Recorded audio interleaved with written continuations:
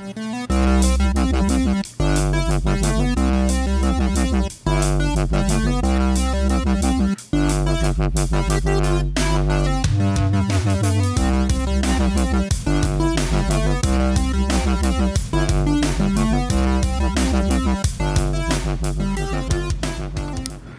everybody, welcome to another episode of the LitRPG Podcast, episode number 129 of the show. My gosh, these episodes are coming and going so quickly. I'm Ramon Mejia, and I'm here to bring you the latest LitRPG news, reviews, and of course author interviews. And this week I have 4 new LitRPG reviews for you, and I know that's not a lot, I'm usually reviewing more, but this week there just weren't a lot that were published between this last episode and this episode. There are more novels being published tomorrow. When most people see this, it'll be on a Friday. We record this on a Thursday. And so there are a few more novels coming out, don't worry.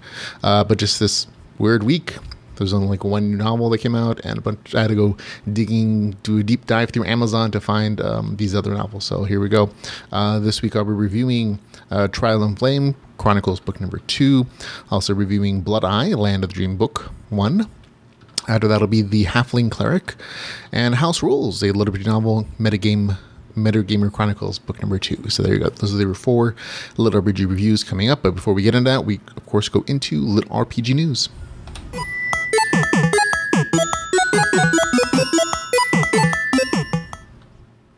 And in LitRPG news, we begin with some great information about DragonCon. We're going to have a nice LitRPG booth. This will be co-hosted. There's going to be a number of LitRPG authors there, including Dakota Kraut, Michael Chatfield, James Hunter, Jeffrey Falcon Logan, and myself. Oh, and Aleron Kong. Don't forget Aleron. We're all going to be essentially sharing the space. It's going to be a little more organized and scheduled than it was last year, instead of like everybody just like hanging out there all the time. Because a couple of the authors actually have panels they're going to be on. There's actually going to be a schedule when like certain authors are going to be there, doing signings and talking, being available to meet the fans. I'm planning to be there on a fairly regular basis, just recording and streaming the event or the booth, so you guys can hang out and see what we're doing, even if we're not able to make it to DragonCon. So I want to let you know that is actually going to exist. And of course, there's going to be more authors just kind of popping in and out. I know. And there's another half dozen authors who are just attending DragonCon. They don't plan to like have a booth or anything necessarily, but they're probably going to stop by, and I'm definitely going to record them being there and hanging out and talking with everybody, because it's usually pretty fun. But of course, I'll be streaming. I'll let you know all those details. But as far as like the booth itself goes, we actually have a booth number and a location for it to be at. So if you're going to be at DragonCon, feel free to stop by. The booth is going to be at the AMERICASMART, building number 2, West Wing, 2nd floor. The booth number is going to be 2820 and 2822. So apparently we're able to get 2 booths. So it's hopefully going to be a bigger space. I think last year was super crowded, especially with like the 5 or 6 guys there selling merchandise and books and greeting fans and talking to them all at the same time in a relatively like small space. So this year hopefully it'll have a little more elbow room. So hopefully it won't feel too crowded. But again, folks, come on by, hang out. Again, that's going to be AMERICASMART, building number 2, West Wing, 2nd floor, booth numbers 2820 and 2822. Come hang out and say hello. So there you go, folks. Oh, I'll have a link on the show notes also to the DragonCon map, so that you can see what, where exactly it seems to be at. So we'll have a link in the show notes for that as well. And just remember that DragonCon is a huge thing. It's not in like a central location like a convention center. It's spread up between multiple hotels, multiple commercial buildings. It's that big. So there's a map in the show notes that you should want to look at. Okay, in other LitRPG news, we have Schinhofen, author of the Apocalypse Gate and Alpha World series. He has a new book out called Morrigan's but Bidding. It's not LitRPG, rather it's a Celtic themed fantasy portal fiction, but it's pretty good. He's a friend of the show. I want to make sure you guys know that he's written something new. It's out there. It's not LitRPG, so it's not going to get a review from the show itself, but it is definitely entertaining. And it actually, I'm kind of not all the way through it yet. But I've really enjoyed what I've read so far, and it's probably, I think it's one of my favorite things that he's ever written, because it's a nice theme. It's much simpler story to me, and it shows off the author's ability to create good world building and good character development and good conversations and good relationships. So good stuff. Okay, in other LitRPG news, we have Aleron Kong is doing a daily giveaway until the end of August that he's calling the Road to Glory, to celebrate that he has been nominated as a finalist for the Best Fantasy Novel for the Dragon Awards, which is given away at DragonCon. It's a fan-based award program where fans nominate things and they vote for their favorite authors, and the winners are the winners that the fans vote for. So there you go. He's giving away a bunch of prizes, including t-shirts, signed books, audiobooks, and lots of other merchandise. So go check out the link in the show notes here for the link to the Facebook post that has all the rules and all the prizes and details. So go check that out. In other LitRPG news, this week Blaze Corbin, author of Deller's LOC and Nor Hazard, LitRPG series, he talked to Charles Dean on Serious Drinking with Charles. Charles grilled Blaze about issues he had with the latest Nora Hazard novel. It was all very friendly done, but there were actually some very serious questions about stuff in the novel, character development, reactionary behavior on the main character. So some very interesting stuff, and I found myself yelling at my computer screen when I was watching on YouTube, so I was just like arguing along with them even though they couldn't hear me. So that shows you it was a good conversation, but it was also very friendly. They also did other chats besides like those serious questions, but fun stuff. The two drank and talked about knives eventually, of course, because it's Blaze Corbin. We'll have a link in the show notes for you to go check that out, and of course don't forget to subscribe to that particular channel. Charles Dean is also a LitRPG author, so fun stuff. Also, speaking of Blaze Corbin, he has actually launched GameLitRPG.com. It's supposed to be a community location where authors and readers can post, read stories, write reviews, and hang out about game lit and LitRPG. So go check that out. It's again GameLitRPG.com. It actually seems like a nice location. It's a little not everything works. Or it's kind of a little sparsely populated at the moment with some stuff, but they're definitely, there's a good vibe for like, things that could potentially like be built out when a bunch of data entry stuff goes in and a bunch more stuff. Like Blaze apparently has a bunch of plans for this particular website. You can also support it on Patreon if you just want to help him out in affording the cost of this particular site, which is meant to be, again, a community center for game lit and LitRPG.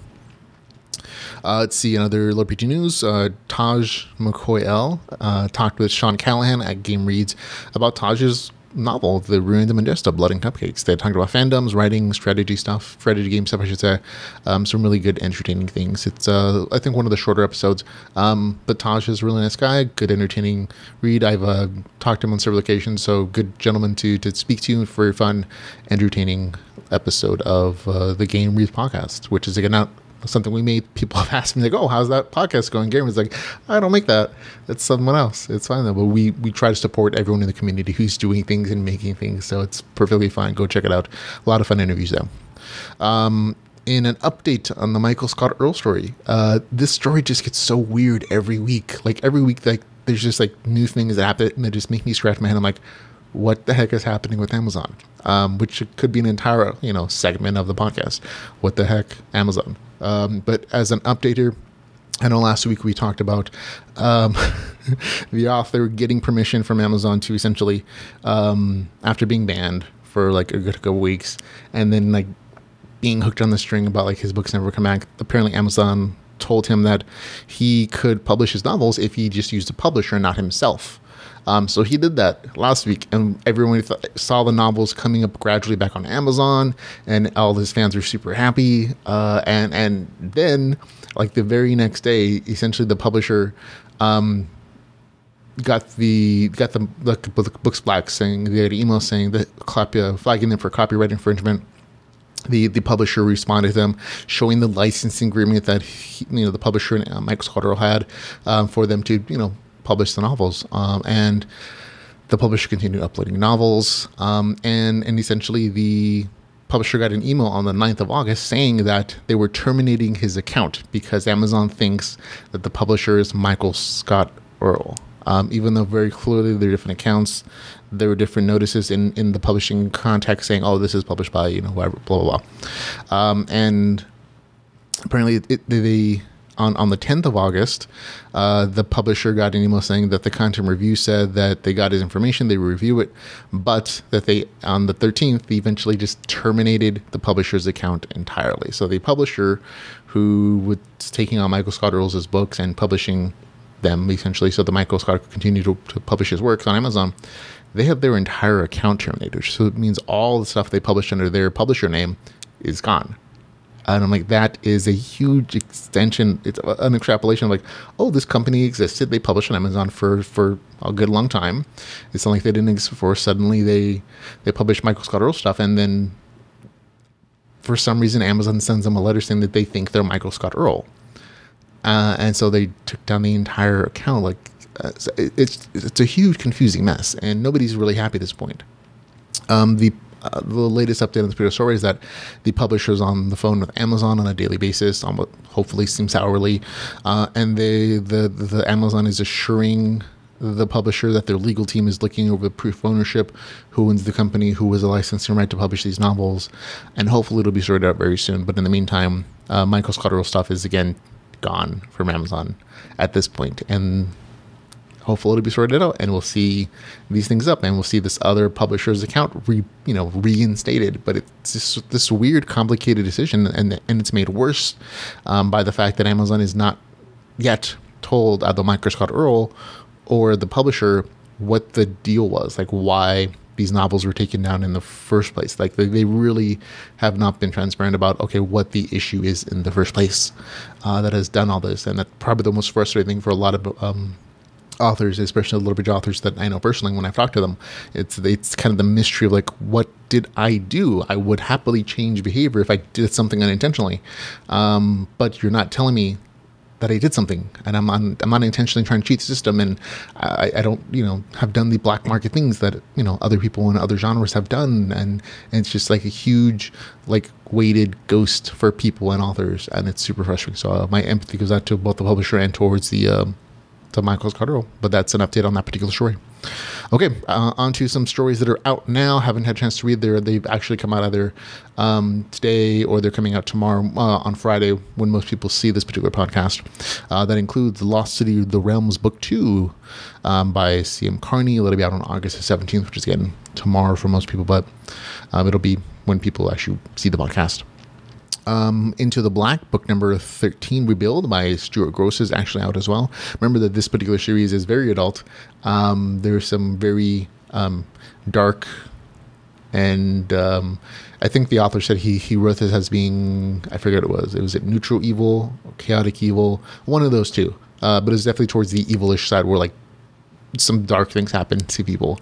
So it's a very different kind of show, but it is very much LitRPG. There's always been good RPG mechanics there in the series. It's just things happen in the story that I'm like, oh, okay, I'm not gonna read that. But other people really seem to enjoy it. So go check it out if you're into dark stories. The author of Underworld series, Apollos Thorne, had mentioned that he planned to publish this particular novel, Underworld Book 2, through the Belly of the Beast this Friday. So I'm adding it to the hopefully out now series. By the time this podcast comes out, hopefully, cross my fingers, the novel will be out, as the author said it would. If it's not, give it a couple days. Hopefully we'll all be doing it very soon. But as of today, this one is actually out. Somnia Online Anomaly by Katie Hanna in the Somnia Online Book number 2 series. It's actually out like not in the future out. It's out now. So go check that out. I remember I liked book number 1 in the series. It had like this kind of, it's definitely fantasy action adventure still. Female protagonist.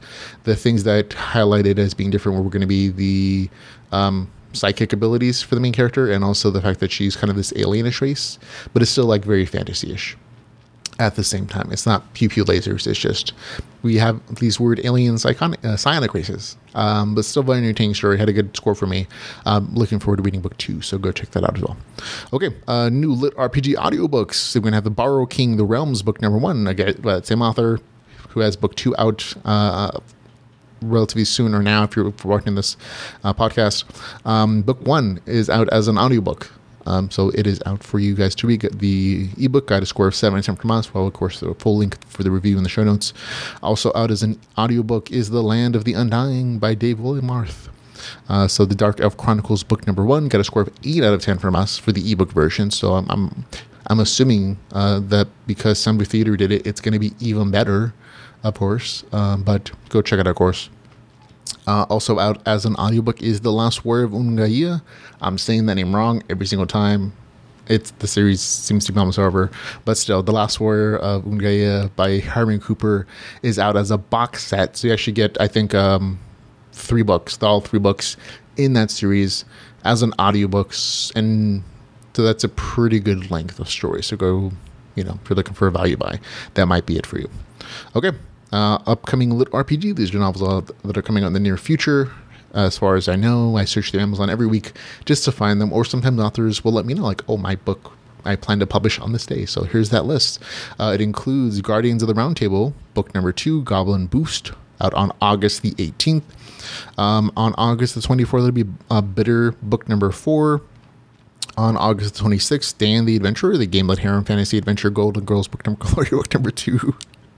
We reviewed the book number 1 last week, and it was entertaining. So this book, even though it says GameLite, it is LitRPG. So there you go. Out on August the 26th for book number 2.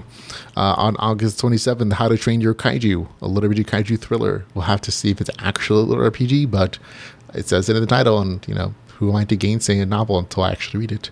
On August the 28th, is going to be Hunter's Bond Apex Chronicles book number. This is again one of those novels where the author let me know that the novel is coming out at the end of the month by C.E. Keane, which is not to be confused with Christopher Keane, who's an entirely different author with a different thing. So there you go. Also out on September 1st rather. It'll be Coast of Fire, The System Apocalypse book number 5.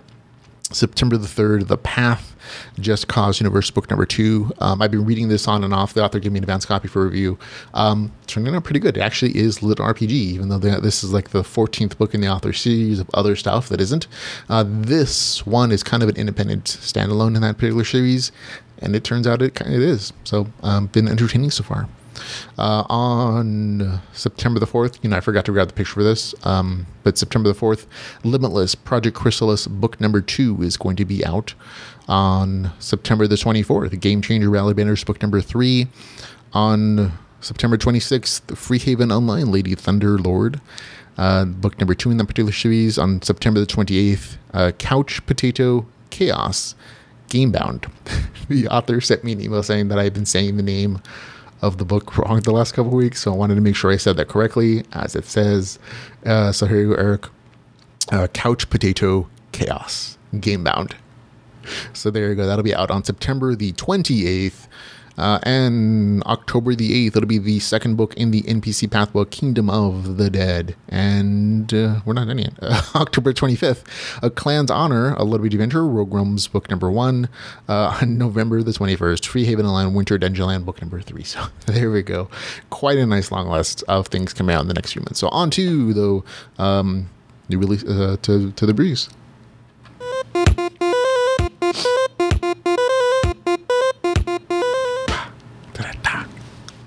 And new releases and reviews, folks. This is where I just give you the reviews for the stuff I'm talking about this week. And our first review is going to be for Trial and Flame, Chronicle book number 2, written by Kevin Murphy. It is 346 pages, $4.99. It is available on Kindle Unlimited. Here's the author's description. It's easy to get swept up in the current, for the world to pass us by. An extra 168 hours each day lets us take some of that time back to do and see more. Though the fresh time aids and liberates us, it also serves to free the hands of our adversaries. Still relatively new to the world, Dakin and Klein are small fish in a very big pond. While hunted for a mark on their heads, they must find a way to live and to grow. That's the novel description. And honestly, when I saw this cover art and I read that description, I did not think this was LitRPG. It just doesn't say anything about being a game or being a VR world or having RPG mechanics at all in that description in any way, shape, or form, nor does it mention LitRPG. So I actually thought this was an entirely different series, and it turns out it's the second book in a series I'd already read and gave a good review to, and I actually enjoyed. I only know this because the author contacted me, and he was like, "Hey man, I thought you'd like my books. Why haven't you read and reviewed this?" I really enjoyed, like, the success of my first book. Like I contributed a lot towards like the intention you gave. Like you let people know that it was there. So thank you. Can you review this one? And I read it. I was like, oh yeah, that's right. But it's not just me. I have to say, like the artwork on this novel changed like dramatically. Like it really, like I'll show you the comparison. On the right is the first book in the series, which kind of has this Harry Potter vibe to it. It's like almost this photorealistic, picture of a guy with a magic wand kind of floating in the air, red cowl and jacket. And, it looks much like a Harry Potter cover art. Book 2 has this manga style, very flat images. It's a group shot. Everything about it is different. And according to the author, this is intentional. He plans each book in the series to have different stylized cover art from a different author, apparently. And while I commend the creativity of that particular choice, it also makes it harder for fans, I think, to recognize that this is a book in a series they might have already enjoyed, visually at least, because, again, there's not a uniformity to the art style, which is the first thing that people see. So I think a lot of people like myself who like book 1 might not have even realized that book 2 was out because the cover art is so different. But beyond that, this is the second book of the series, and the storyline isn't too different from the first one. The series continues to be mostly slice of life adventuring.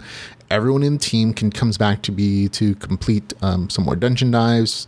There's some interesting monsters and some puzzles to solve in these particular dungeon dives, but that's mostly what it is. There's this thread introduced at the end of the book 1 about the Tournament of the Gods. That was supposed to be like the hook cliffhanger to get people to read book number 2.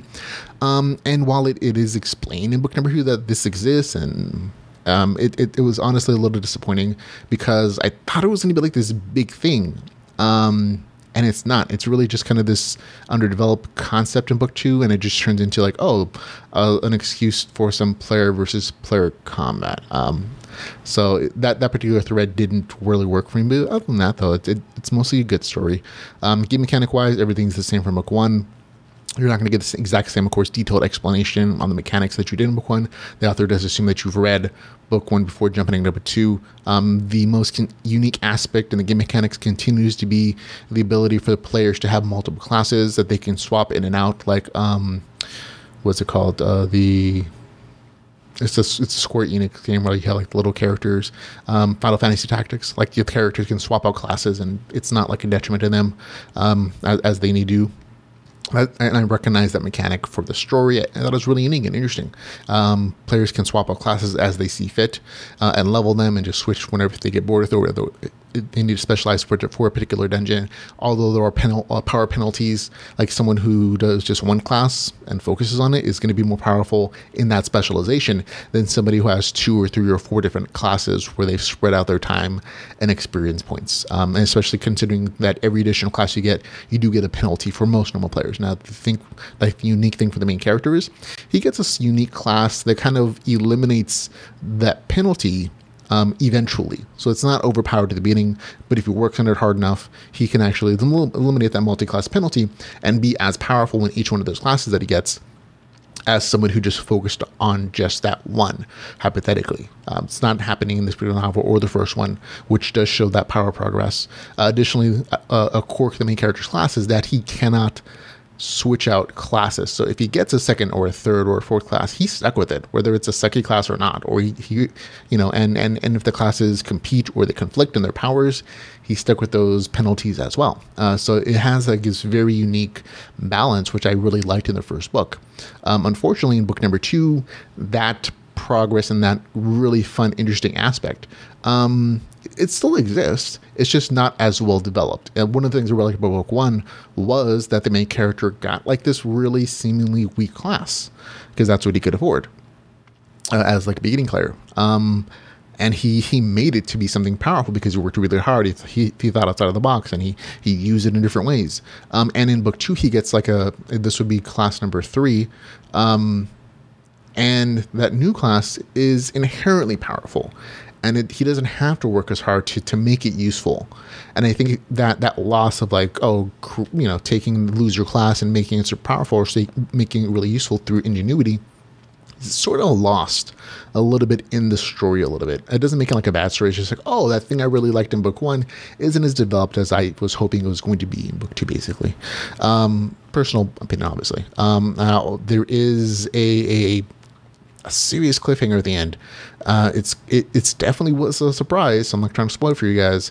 But the setup for it was super rushed. Like you could tell at the end of the novel, like the big threads for this thing were kind of tied up, and the dungeon knives are finished, and then it continues on. I'm like, oh, this is surprising as something else. And as I'm reading, I'm like, this is kind of a weird conversation they're having, and it's like, and then at the very end, it's like, bam, that's why, and that, I'm like, oh, that doesn't make sense, or it feels rushed, slight thing. So again, nothing here that I talked about ruined the experience of the novel for me.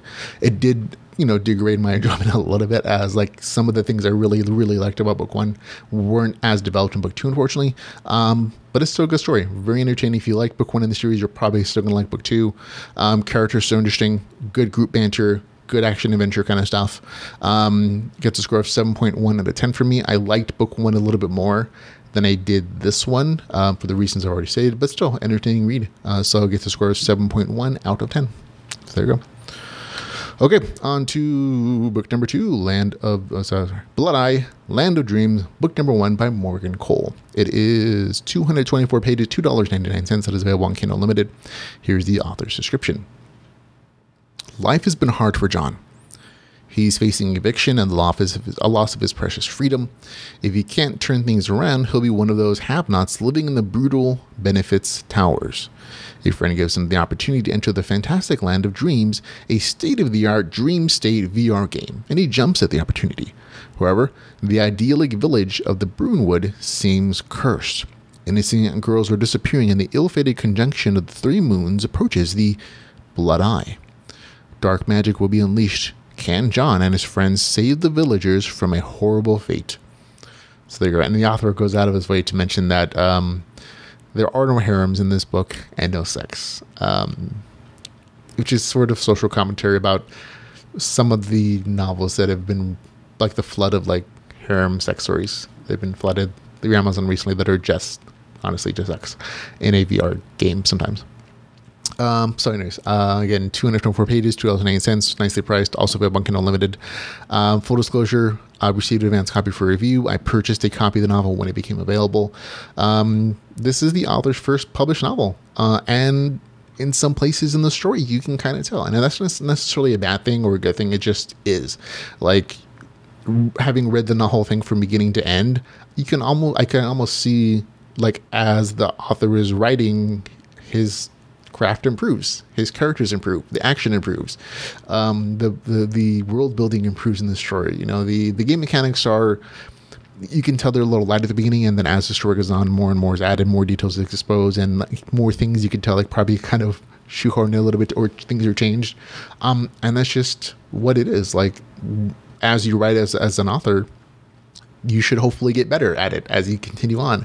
And sometimes, a novel can take years to write, or months. And over the course of that time, you just kind of hit your groove. And I kind of feel like that's what happened in the story, is that as the author continued writing, like, he hit his groove, and he got a lot better at describing things, and got comfortable with like the writing style that he was using. And unfortunately, in a practical sense, the beginning of the novel is kind of rough because of that. And it just is what it is. And I'll go into a little more detail, but speaking of the game mechanics story first, they're pretty basic. They're nothing, like I said, they are basic, and there is sort of an upgrade and shift in change to it towards the second half of the story. The game mechanics consists of a character sheets with 3 stats, body, mind, and spirit, and places for skills and spells, and that's kind of it. It's pretty simple setup, which for some people when they're writing might be the best way to do it, because for some people it's really hard to track a bunch of numbers and have spreadsheets full of things and formulas and stuff, and not every author wants to go through all that hassle to tell like a story that they want to tell. So this is again more of a simplistic minimized version of the game mechanics. Like there's nothing like super deep and detailed, but what is there is very consistent in the story. You get a lot of notifications, you do get experience points, you do get increases in skills and magic levels, and again you get descriptions of items, but again as the story goes on, the beginning it's again a lot lighter than it is in the middle or the end of those game mechanics, and again, that's just because the author is kind of just starting out at the beginning, and as it goes on you can say like, oh, he felt more comfortable in like finding his style for how he's going to express these game mechanics. So there you go. Let's see. There is a general impression in the story. One of the criticisms I guess I have for the game mechanics personally is that even though like skill levels go up, magic levels goes up, stats are increased as the main character levels, that growth in power, even though numerically shown in those character sheets, isn't always correlated to what's described in the story. And the reason I say that is because there are no damage notifications in the story. There are no things like levels for the monsters when you see them. Like they'll be described and they'll get special names, but then there's like no correlation or description of their power. So it's really hard to see in a quantifiable sense and like a number sense that the main character is getting stronger, or that he's fighting more powerful characters, and that's why it's still a challenge. Or maybe these monsters are less lower level than him, and it's super easy to get that. It's that particular aspect is not as evident in the writing as I would have liked. And so there are a lot of easy ways to address that, just like giving monsters levels. Level 3, level 5, whatever, and it's a really easy way to kind of see the potential power difference between the main character, who is given levels, and the monsters. And so you can say, oh, this is probably an easy monster fight, or this is a hard monster fight. Oh, and that kind of stuff. That does not exist, unfortunately. You don't have hit points for the main character. You don't have magic points. So there's no, again, quantifiable number saying, oh, the main character is doing this much damage, or he's taking this much damage, and so this is a hard fight, or this is an easy fight. It's done in different ways, and the main character definitely feels stronger by the end of the novel than it is at the beginning, but the descriptions aren't as quantified. And for an LitRPG reader like myself, that's one of those things that is definitely the draw, like having a absolute feel that the main character is progressing in power. So slight criticism, but again, overall, the game mechanics, again, consistent, even though they are a little more simplified, they're consistently applied. So good for the author. The economics of the world, part of the storyline, this is a tiny bit spoiler. It's also expressed in the game description or the novel description, so it's not too much. But the main character plays this game to make money. It's that simple. Like he lives in a future world where things become increasingly automated. His jobs are disappearing, even as a construction worker. Like they're introducing construction robots and construction drones, and so he has to find a new way to earn a living. Otherwise, he's going to be living on the street. And his friend gets him an opportunity to play this video game. And in this game, you can trade in your game currency for real world money. And so that's been done before. So it's not super original, but it's also not the most common concept. And part of that is because that it's a harder motivation to empathize with in some respects. Also, though, the economic model of this is a little more challenging to get your head on. I think that's one of the flaws in this particular story, is that the economic portion of that it doesn't feel realistic. And I'll explain why. Basically, the story the game is described as being super, super popular, and that a ton of rich people are flooding the game, and that they want to buy their way to success, right? And it's kind of expensive game, comparing the cost $1,000 to get the equipment. It's $100 a month subscription, rich people are going to the game because it's so realistic, and they're paying tons of money in real money to game currency to buy items and everything. So, however, if that was the case, then real economics would say that there's going to be severe inflation. Whenever you have an incoming flood of currency for almost a static number of items, you get that. And that's proven out in other MMOs that actually exist. But that's not what happens here. In this actual story, apparently for a starter character like the main character, his quests are actually netting him 10, 20 silvers per quest. as like level 1 character, which according to like game values, 100 coppers equals a silver, 100 silver equals a gold, that kind of stuff.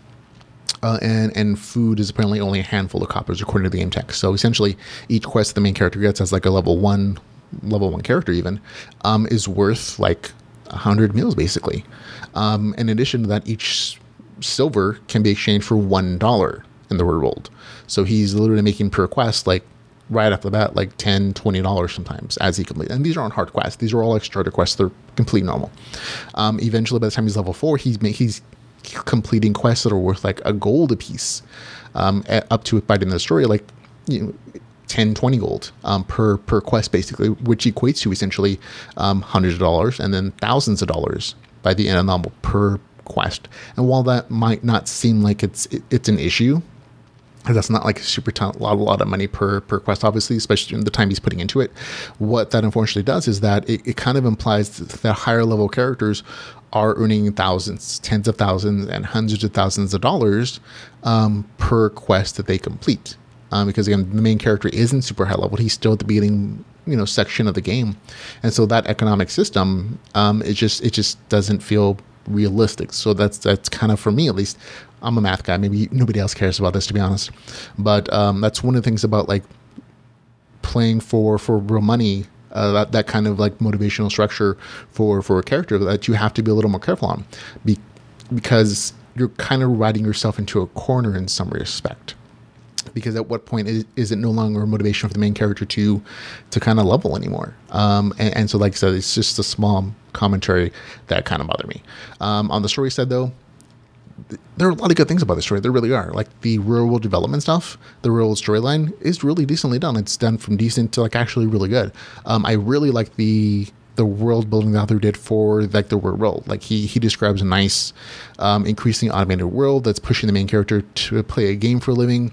It's not like the most compelling motivation. And you can tell this in the story because I think the author realized it as he's going along, like, oh, just trying to earn a living isn't like super, doesn't make people empathize with them necessarily. He's not like being a hero for a reason, and he's not really like optimizing his play strategy to make money either, which is a little weird. So the author actually added additional like real life problems, like, oh, by the way, you need a lot of money for this, and this, as reasons for him to continue to play the game. But like I said, it relatively really well done. I like the real world setting. I would have love to see more world building, but what was there was nicely done, and I got a good feel for what the world was like and why the main character had to play this game. In game, again, as the story continues, you do get some world building, but for a good portion of the beginning to middle of the story, you don't really get a good vibe for the world. Like you don't understand cultures, you don't understand why the NPCs exist, what their motivations are for living, or for like existing in this world, and why they're doing quests. Like there's some little tidbits that lead to like a big quest towards the end, but for the most part, like the larger world building doesn't exist, and you don't really get a good motivation for why the main character is playing the beginning portion of the story. But again, as that goes on, that shifts, that changes. The author again starts adding more things, and I said a lot of the story is for the story is like the beginning is rough. The middle gets a little better, and by the like last quarter of this novel, it gets really good. Like it genuinely is like a nice, like, oh, this is nice kind of story. It's just that you kind of have to push past some of the stuff that might be boring towards the beginning. Like I said, after the basically after like the midpoint of the story, like the novel is genuinely good. Like if I was just reviewing the last half of this novel, it would get easily a 7 out of 10. It really would. It's just that the first half is rough, and you can kind of see as you're reading, like, oh, this is improving. Is it gonna get good enough that I want to continue? And honestly, some of the beginning portions of the novel I was kind of bored with, and it just is what it is. A lot of the story is again like these dungeon knives, and the first dungeon knife is not good.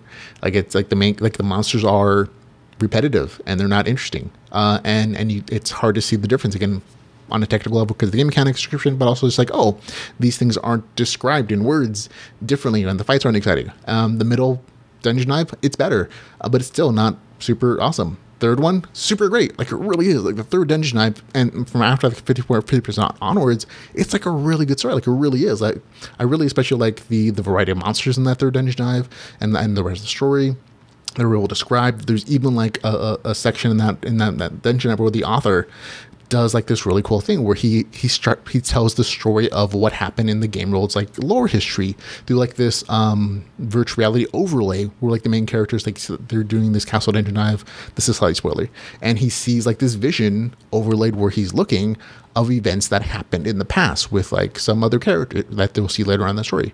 And it was a great way to like introduce world building without having like the main character have to step out or have some like static video cutscene. And I thought it was really well done. I genuinely thought it was good. And again, from that point on, that third dungeon dive onwards, like, everything is really well written. Like there's a distinct increase in like good writing and good fight descriptions and good world building. And it's just like, I'd wish that was the entire novel. I really do. But I have to acknowledge that the first half exists, and I can't just discount it because it is kind of hard to get through sometimes. And again, it's not that the writing is technically bad in any way, shape, or form. It's just that it's a little boring sometimes. And again, it's not a negative criticism. It's just like, oh, in the story you can see the writing improve because this is the author's first published novel, and that just exists. That's just the truth. For me though, basically, it gets a score 6 out of 10 because the first half was kind of boring. 5 out of 10. Last half, good, really good, quite nice actually. Easily a 7/10. So I'm going to split the difference because the novel exists as a whole. It doesn't exist as just like one half and second half. From here on in, I generally expect the novels to be really good. The author has wrote to me, said he has a novel 1.5 out. He's ready to go. He has novel 2, like doing some editing still, but it's basically already written. So I'm generally expecting those 2 novels to get 7 out of 10 because the end of the story, like the last half of it, was good. It really was. And so if you want to take a risk on this, I generally encourage you to do so. I think the series has potential, but the beginning might be rough for some people. And that's just, I can't ignore that is an issue. So here it is, Blood Eye, Land of Dreams, with a score of 6 out of 10. And again, the last half of this novel is genuinely super good. So I go read it if you want to. If you're able to get the first half, go read it. I don't think you'll be disappointed. Okay, on to number 3. It's going to be the Halfling Cleric, a LitRPG adventure, Moon May. Sorry, written by Moon May. It is 272 pages. It is $3.99. Here's the author's description. When firefighter Rob Sanders is called to the scene of a raging fire and the floor beneath him collapses, he's severely injured and rushed to the nearest hospital. Luckily, doctors manage to stabilize and ultimately save him, and so begins his slow rehabilitation. But with third-degree burns all over his body, Rob is in inconsistent pain. He has trouble even functioning because of his injuries. That's when he's offered a spot in an experimental program that aims to provide relief through immersion in a VR MMORPG. Rob accepts the proposal and discovers a wonderful world where not only can he find a new purpose in his life, but also feel at peace. However, not all patients using the technology share the same laudable goals. As Rob will quickly realize, the test is also open to people from other units where the disorder that is under treatment is of a psychiatric nature. Soon, Rob, as his in-game avatar Tulsar, will have to deal with griefers set on hurting others and destroying that amazing world. So there you go. That is a semi-accurate, description of the novel and the story and the overall, arc. There are things in there that I roll my eyes at a little bit because you're doing a pain treatment for literal third-degree burns over most of this poor firefighter's body using a VR game. I'm like, okay. Now, honestly, I wish this story was better because the premise isn't bad. It really isn't.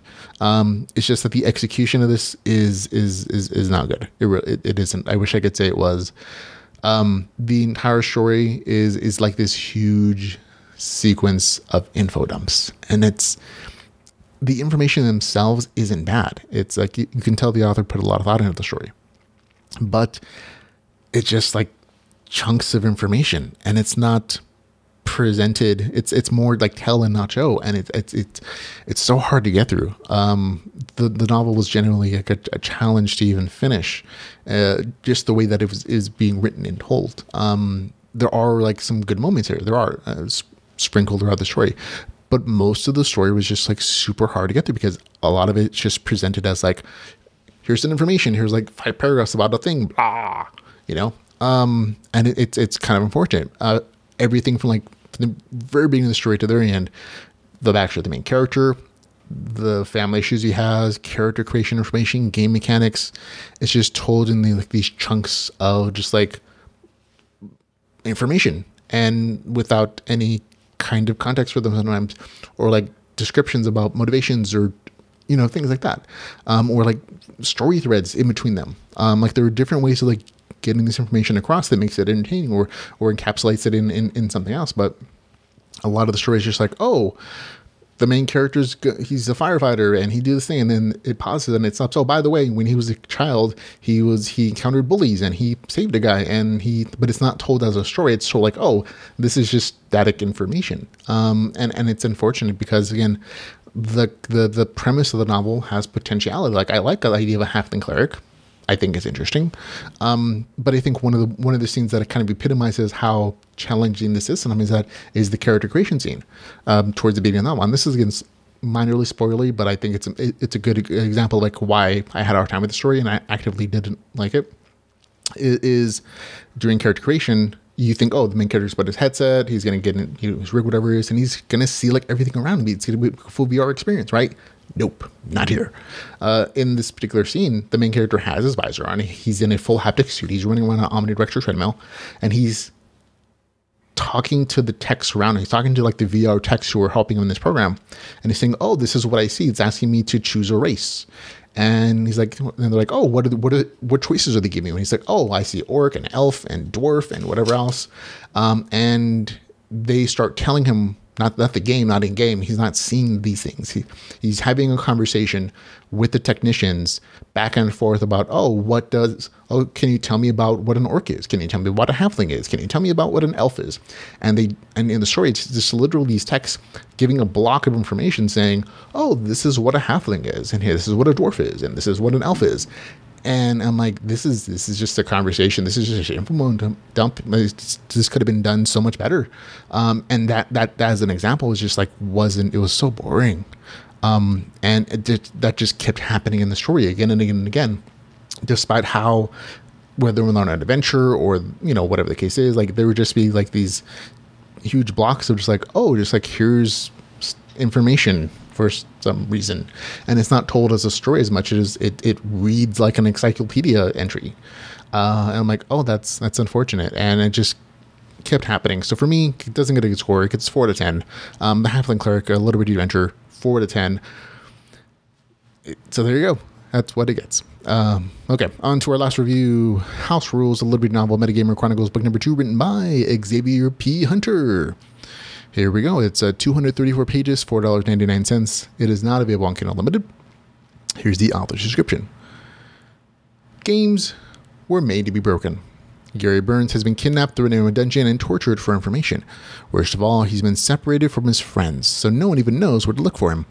Cut off from his support network, Gary used the only tools at his disposal, a silver tongue and an insider's knowledge of the game world that's second to none. With a makeshift party of former foes, Gary must not only escape his captors, but plan for payback, because nothing passes the time in a dink, lightless prison cell like plotting revenge. And when your adversary is a centuries-old lich with the might of an army at his disposal, death is a starting point, not a victory. So there we go. Not a bad description. It does not kind of summarize the premise from book 1 in that it's a transported to a game world, tabletop game world kind of setting, with the main character and his friends through some weird magical circumstances. They're playing a tabletop game, and suddenly they all exist in this tabletop game world that has been built. The other players who are at the table, they don't realize that they're now game characters. It's only the main character in the first book who knows that this is a tabletop game world because he was the GM who designed it all.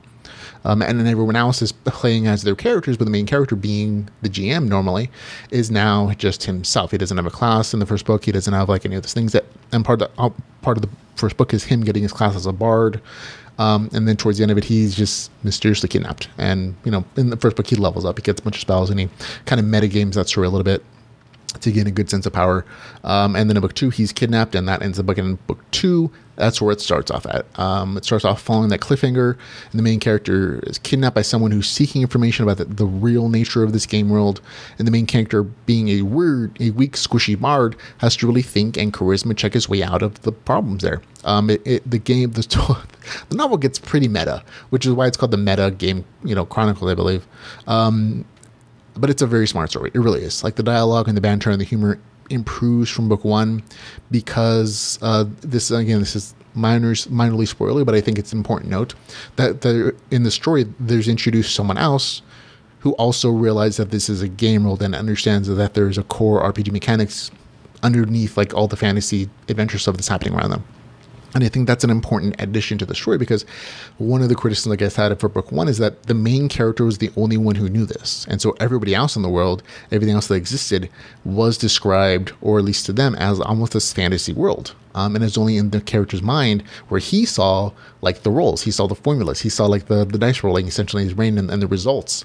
And so there's definitely a little bit of story, but it's like he's the only one who knows this, and he's the only one who has, like, modern pop culture references or game mechanic references or, like, nerdy references. And so he's essentially talking to himself a lot in book 1, because everybody else won't ever get these jokes or these references. In book 2, that is kind of done away because he finally has someone to talk to. He has someone who can make public references, or he can refer to, like, these stupid game mechanics or make nerdy jokes, and that's a super big improvement because that really improved the dialogue, or really improved, like, the sense of humor in the story, and like the banter and everything. Like, the action is the same. The action is really well written still. The action adventure stuff in the LitRPG novel is still good, but I think I like book 2 more because the dialogue just improves and the humor improves, because the main character isn't essentially just, like, monologuing so much, and he's not talking to himself or thinking about things so much. Like, all the other things I liked about book 1 still exist here. Like, the game mechanics are all there. It's all very much tabletop oriented. You still don't have health and mana generally for most creatures. There are dice rolls in the game. There are formulas that are shown for, like, how everything's interacting, and there's even the formulas have, like, little bits of joke humor in there, and it's all very well done. So overall, good story. Like book 2, I think a little bit better than book 1. So there you go. That's it. It's not that hard of a story. It is smart. It is interesting. Go check it out. 7.5 out of 10 for House Rules, a LitRPG novel, Metagamer Chronicles book number 2, with the score of 7.5 out of 10. So that actually is the highest score of the entire episode. So there you go. That's it, everybody. That's the show. Thanks for listening, for watching, for hanging out with me this week. Surprisingly, it's still a long episode. Sorry, I kind of went off on a detailed explanation for that one novel because it's the author's first, and I don't want him to think that I didn't like anything about the novel, because, like I said, generally good story. Just early stuff is, I talked about already, but still. So regular length episode, even with short episode, shorter number of reviews. But thank you for watching, for listening. If you want to follow us on Facebook, Twitter, YouTube, Patreon, or our webpage, we'll have a link in the show notes for all those places you can find the LitRPG Podcast. And, of course, a bunch of other Facebook pages where people gather and congregate and talk to authors and talk about the thing that they love, LitRPG. But until we can hang it again, ladies and gentlemen, remember to go read some LitRPG. Goodbye, everybody.